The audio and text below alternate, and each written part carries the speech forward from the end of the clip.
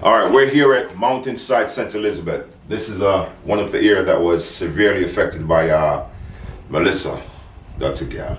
Yeah, so this is a home that has now been flooded and had to be evacuated. The water is so high. I'm sitting on the balconies, the stairwell, and we use this to judge the height of the water, and I'm sure it's deeper further out.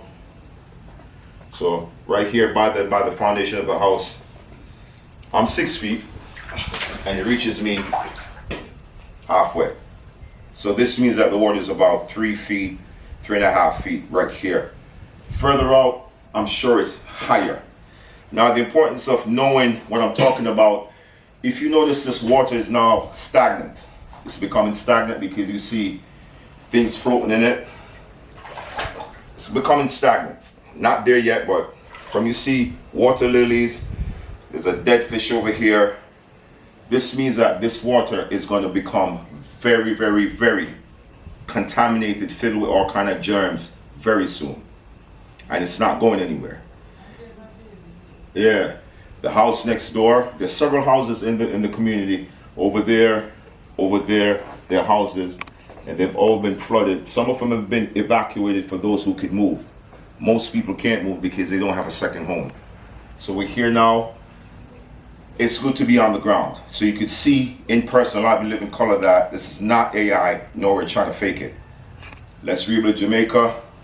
Let's rebuild Jamaica Strong. We are here to help in however way we can. So, and however you can help us, remember, it's going to take time, it's going to take resources, but most importantly, we need material. Food is coming in by the truckloads, but no matter how much food you give people, if they don't have a roof over their head, it's defeating the purpose. Because I see somebody with a bag of food and they're still saying, nah, no, I forgot. You feel me? So, again, this is about probably in the middle. I'm sure it covered me. I'm not going out there. And there's a lot of debris and a lot of dead and decaying animals in this water. We're going to have to start wearing masks. We're going to have to start doing all the sanitizing. It's going to get really bad really soon. So the sooner we get this dealt with, the sooner we can move on.